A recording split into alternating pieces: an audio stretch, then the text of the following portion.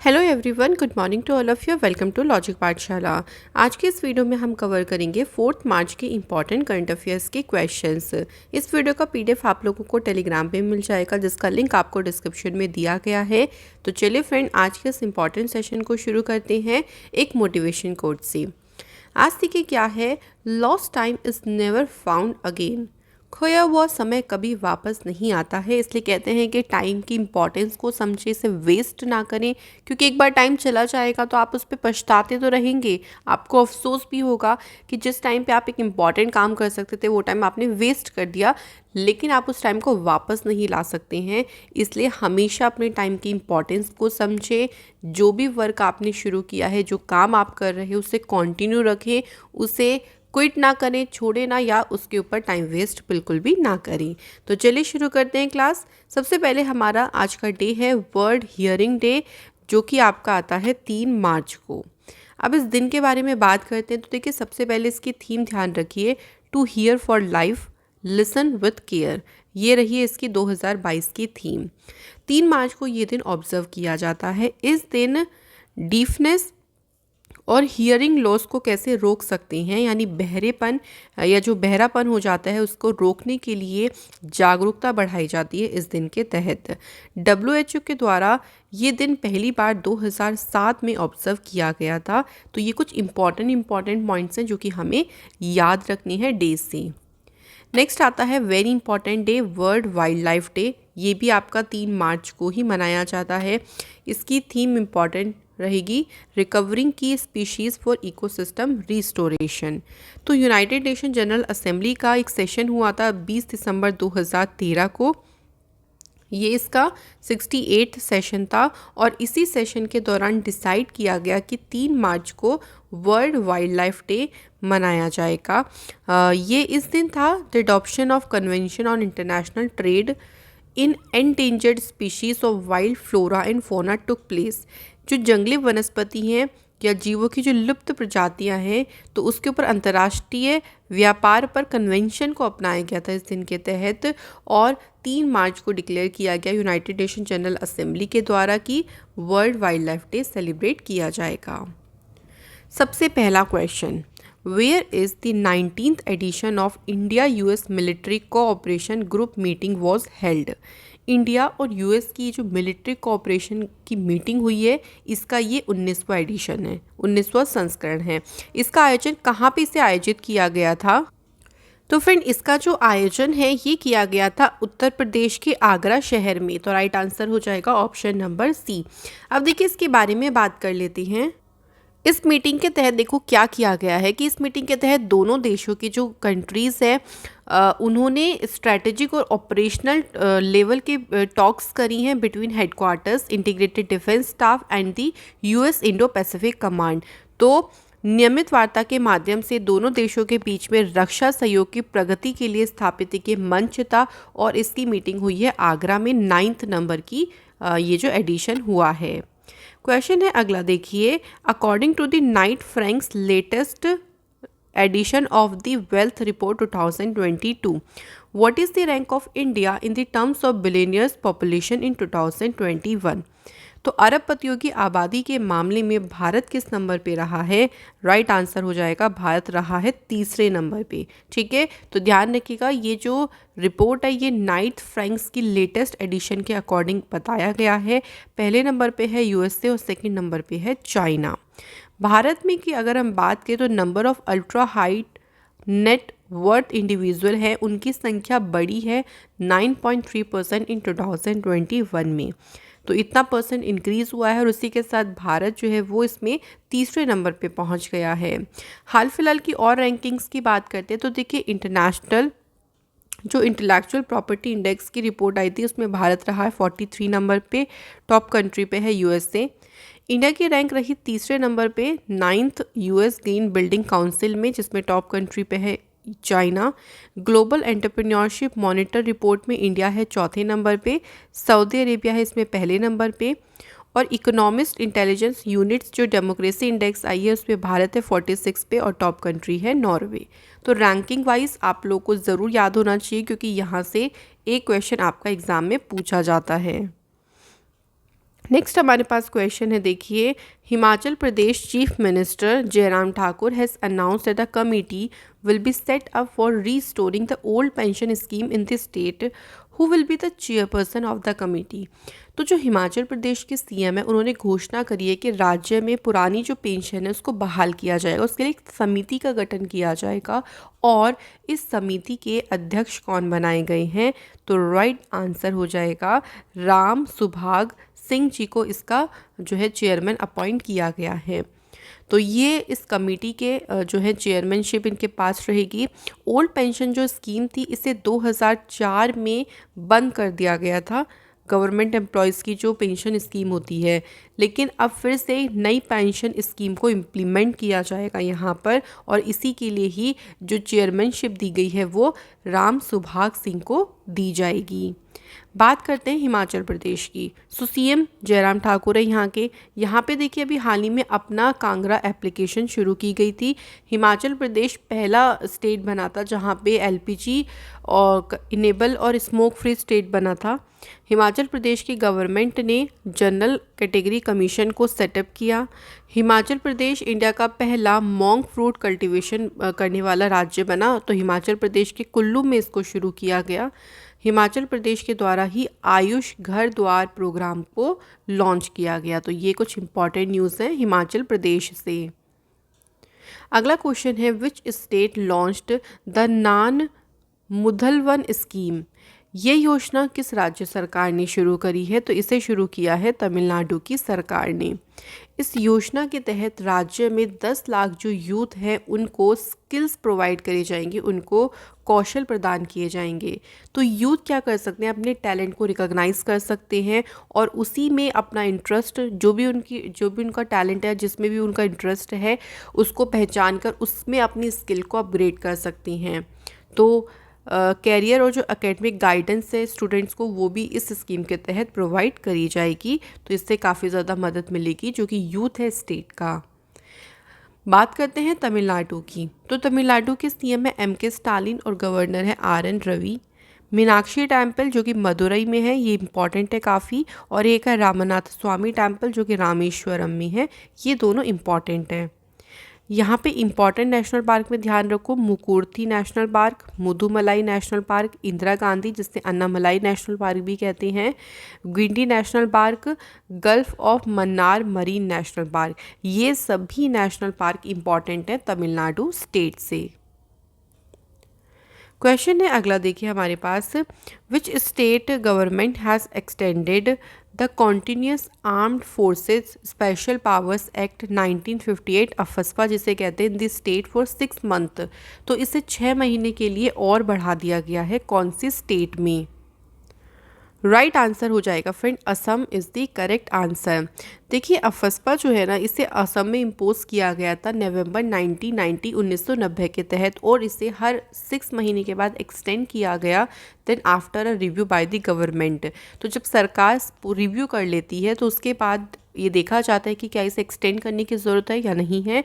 तो समीक्षा करने के बाद ही इसे हर 6 महीने में बढ़ा दिया गया, ये ऐसा देखा गया। असम की कैपिटल है दिसपुर, यहाँ पे सीएम है हिमांता विश्व शर्मा, गवर्नर है यहाँ के जगदीश मुखी। बात करते हैं कि अफस्पा क्या है।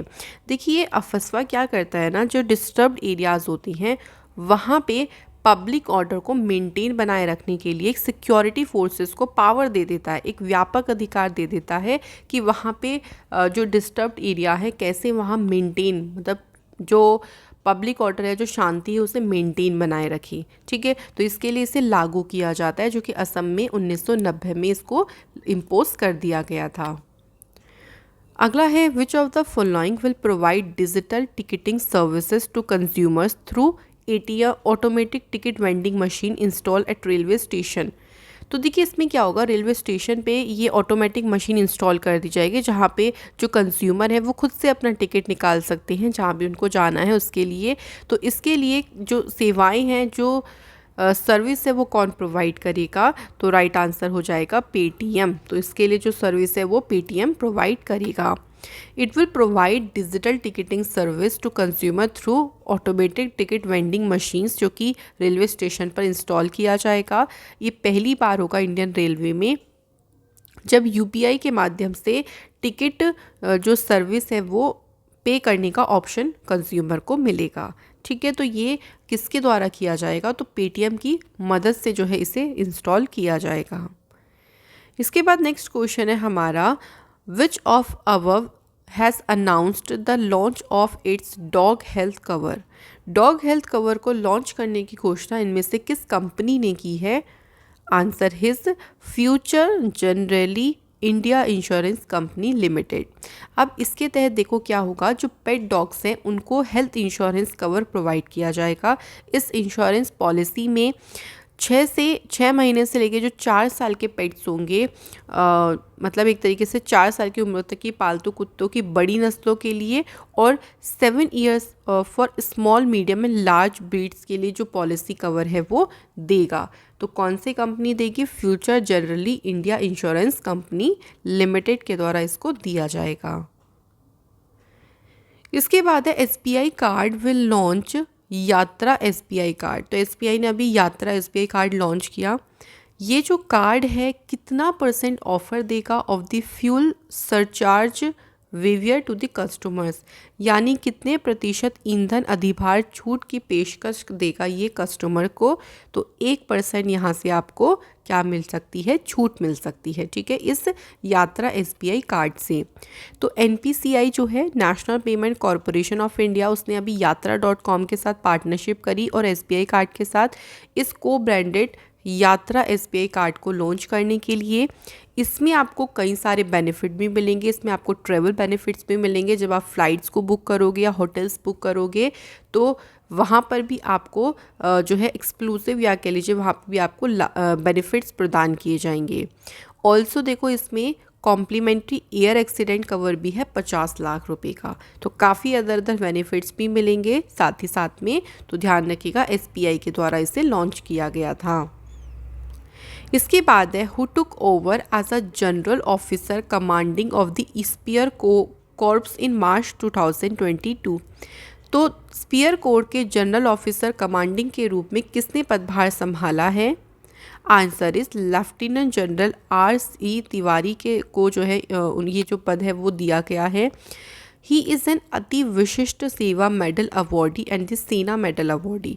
तो इनको एक तो अति विशिष्ट सेवा मेडल से सम्मानित किया जा चुका है और इनको सेना मेडल भी मिला है। इन्होंने ये जो पद है वो लेफ्टिनेंट जनरल JP मैथ्यू से टुक ओवर किया है। तो मतलब इनके प्लेस पर जो है लेफ्टिनेंट जनरल RC तिवारी को अपॉइंट किया गया है। क्वेश्चन है अगला देखिए, who has been named the chief executive officer of Yashraj film recently. हाल ही में देखिए यशराज फिल्म्स के मुख्य कार्यकारी अधिकारी के रूप में किसे नामित किया गया है। राइट आंसर हो जाएगा अक्षय विधानी को CEO अपॉइंट किया गया है यशराज फिल्म्स का। अक्षय देखिए हाल ही में ये senior vice president financing and business affair के तौर पर भी इन्होंने काफ़ी सर्व किया है। ये यशराज फिल्म से 17 सालों से जुड़े हुए हैं। इसके बाद देखिए एक और अपॉइंटमेंट है, who has been appointed as a managing director and CEO of LIC mutual fund. हाल ही में देखिए TS रामकृष्णन को LIC म्यूचुअल फंड के मैनेजिंग डायरेक्टर CEO के लिए अपॉइंट किया गया है और इन्होंने दिनेश पांगते को सक्सीड किया है। उनके पास देखिए 24 ईयर का एक्सपीरियंस है LIC और उनकी जो सब्सिडरी जो एसोसिएट कंपनीज हैं उसमें उनको 34 ईयर से भी ज़्यादा का एक्सपीरियंस है। इसके बाद देखिए हाल फिलहाल में अभी और भी अपॉइंटमेंट्स हुए हैं, जैसे समीरन गुप्ता ये हेड पब्लिक पॉलिसी, मतलब इंडिया में भारत में ट्विटर के हेड पब्लिक पॉलिसी के हेड अपॉइंट किए गए। इसके बाद देखिए माधवी पुरी बच ये सेबी की पहली वुमेन चीफ बनी है। Digital India CEO Abhishek Singh को अपॉइंट किया गया है नेशनल E-गवर्नेंस डिवीज़न का चीफ। और संजय सनियाल ये फुल टाइम मेंबर बने हैं प्राइम मिनिस्टर के इकोनॉमिक एडवाइजरी काउंसिल के। तो ये अदर अपॉइंटमेंट्स हैं, ध्यान रखिएगा इनको भी। अगला है भारतीय एक्सा लाइफ इंश्योरेंस ने किस एक्ट्रेस को अपना ब्रांड एम्बेसडर अपॉइंट किया है। राइट आंसर हो जाएगा फ्रेंड देखिए विद्या बालन। तो भारतीय एक्सा लाइफ इंश्योरेंस ने विद्या बालन को अपना ब्रांड एम्बेसडर अपॉइंट किया है। विद्या बालन इनका जो कैंपेन है डू द स्मार्ट थिंग, जो ये कैंपेन है चैम्पियन है, इसको बढ़ावा देने में मदद करेंगी। विद्या बालन को उनकी मूवी द डर्टी पिक्चर के लिए नेशनल अवार्ड रिसीव हुआ है। ऑल्सो इनको आर्ट्स की फील्ड में पद्मश्री से भी सम्मानित किया जा चुका है। तो फ्रेंड्स ये इसके अलावा देखिए हम कुछ और अभी हाल ही में ब्रांड एम्बेसडर अपॉइंट किए गए हैं उनके बारे में देख लेते हैं। सबसे पहले देखिए दिशा डिश टीवी ने अभी हाल ही में ऋषभ पंत को अपना ब्रांड एम्बेसडर बनाया। गेमिंग एप्लीकेशन है A23 जिन्होंने शाहरुख खान को ब्रांड एम्बेसडर बनाया है। कृषि नेटवर्क एप्लीकेशन ने पंकज त्रिपाठी को अपना ब्रांड एम्बेसडर बनाया और बाटा इंडिया ने दिशा पतानी को अपना ब्रांड एम्बेसडर अपॉइंट किया है। फ्रेंड आज के हमारे सभी क्वेश्चन हो गए हैं। चलिए अब एक रिवीजन कर लेते हैं। पहले कल के क्वेश्चंस करेंगे, फिर लास्ट वीक का रिवीजन करेंगे। पहला क्वेश्चन है इंडिया और कौन से देश ने 2022 में अपने बायलेटरल स्वैप एग्रीमेंट के लिए $75 बिलियन तक की सीमा को रिन्यू किया है? तो ये हो जाएगा इंडिया और जापान। इसके बाद देखिए किसने स्त्री मनोरक्षक परियोजना का शुभारंभ किया है? Right answer is Smriti Irani. What is the rank of India in the 17 Sustainable Development Goals Index? तो भारत में जो इसकी रैंक रही है वो 120 रही है भारत की रैंक। और भारत में भी ध्यान रखिएगा कि जो केरल स्टेट है वो इसमें नंबर 1 पे रहा है और झारखंड और जो बिहार है वो सबसे लीस्ट प्रिपेयर्ड में रहा है, मतलब सबसे ख़राब पोजीशन पर रहा है। यूटी में सबसे फर्स्ट पर रहा है चंडीगढ़। ठीक है, तो ये आप लोग स्टेट वाइज भी ध्यान रखिएगा। इसके बाद देखिए कौन से यूनियन मिनिस्टर हैं जिन्होंने इलेक्ट्रॉनिक बिल प्रोसेसिंग सिस्टम को लॉन्च किया है? तो निर्मला सीतारमण जी ने इस सिस्टम को शुरू किया।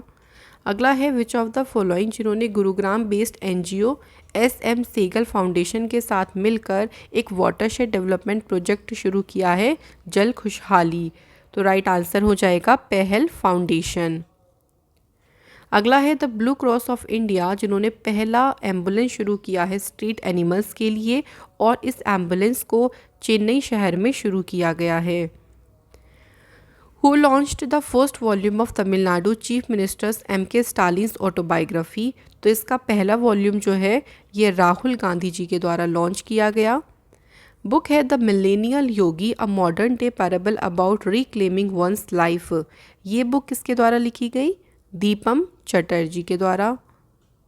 The national commission for protection of child rights उन्होंने अपना 17 फाउंडेशन डे मनाया है किस दिन?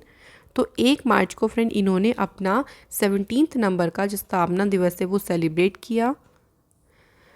इनमें से किस लीडर से इंटरनेशनल ओलंपिक कमेटी के द्वारा ओलंपिक ऑर्डर जो अवार्ड है उसको छीन लिया गया है? तो right answer is Vladimir Putin. तो जो इन्वेजन हुआ है यूक्रेन पर जो आक्रमण हुआ है उसी के जवाब में इनसे ओलंपिक ऑर्डर का जो अवार्ड है वो वापस ले लिया गया है।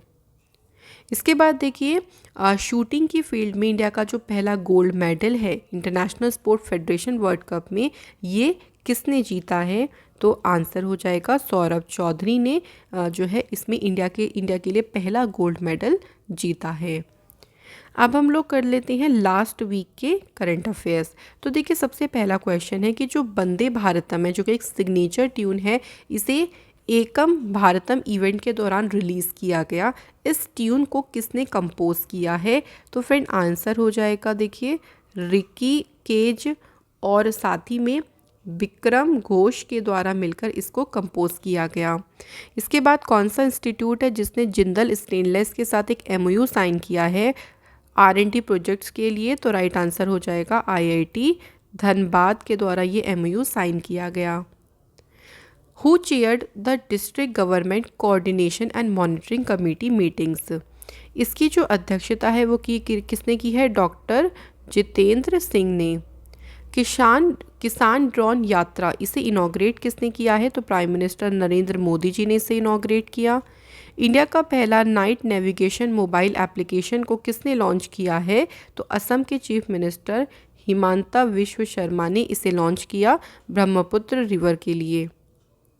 अगला है भारत का पहला केबल स्टे रेलवे ब्रिज ये कहाँ पे कहाँ बनाया जा रहा है, तो इसे जम्मू कश्मीर में बनाया जा रहा है। और ये भी ध्यान रखिएगा कि कौन से रिवर पर, तो इसे अंजी रिवर पर बनाया जा रहा है।